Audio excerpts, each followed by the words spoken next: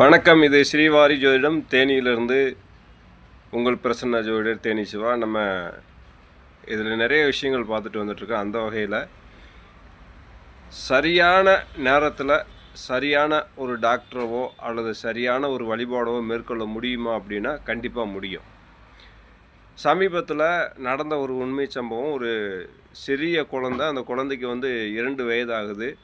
அந்த 2 வயது வரைக்கும் அந்த பையனுக்கு ஒரு நோய் ஏற்பட்டிருக்கு. சரியாக பேச்சு வர முடியலை. 10 முறை ஒரு வார்த்தையை சொன்னால் தான் அந்த பையன் அதை காதில் வாங்கக்கூடிய ஒரு அம்சத்தை பெற்றிருக்கான். அப்போ அவனுடைய ஜாதகத்தை ஆராய்ந்து பார்க்கும்போது அதில் ஒரு சில தசாபுத்திகள், குறைபாடுகள் அதெல்லாம் நம்ம சுட்டி காட்டி ஒரு சித்தரை அவங்களுக்கு ரெஃபர் பண்ணுறோம். அந்த சித்தர்கிட்ட என்ன பண்ணுறாங்கன்னா, நம்ம ரெஃபர் பண்ணும்போது அவங்க அந்த சித்தர் வழிபாடை மேற்கொள்கிறாங்க. அந்த சித்தர் ஆலயத்துக்கு இவங்க செல்லும்போது யதார்த்தமாக ஒரு ஃபோன் வருது. இது உண்மையிலே நடந்த சம்பவம். நான் தேனியில் இருக்கேன், அவங்க மதுரையில் இருக்காங்க.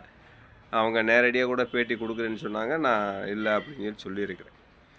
அப்போ அந்த குழந்தைக்கு ஆட்டிசம் என்ற ஒரு நோய் ஏற்பட்டிருக்குது. அது போக போக சரியாகுமா அப்படின்னா, அவங்க கேட்கக்கூடிய அத்தனை இடங்கள்லையுமே சரியாகாதுன்ற ஒரு பதிலை தான் சொல்லிகிட்டே வந்திருக்கிறாங்க.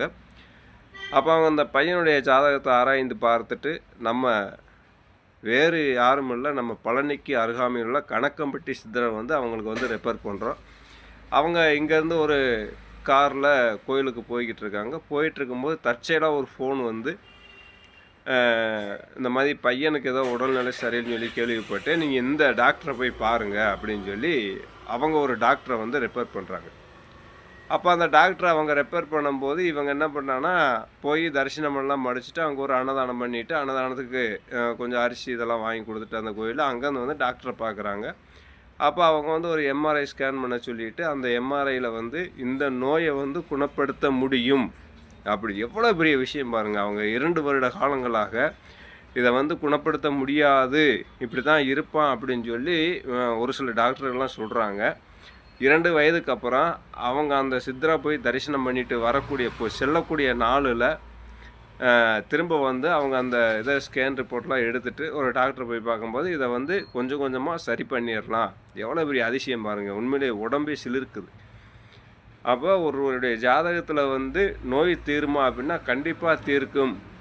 அதையும் தாண்டி பிரபஞ்ச சக்தியாக இருக்கக்கூடிய சித்த பெருமான்கள் நோயை தீர்ப்பார்கள். சித்த பெருமானிடத்தில் நாம் செல்லும்போது கண்டிப்பாக நோயை தீர்க்கக்கூடிய ஒரு வழிமுறைகள் கிடைக்கும் என்பது தான் இந்த வீடியோவோட கருத்தேம்.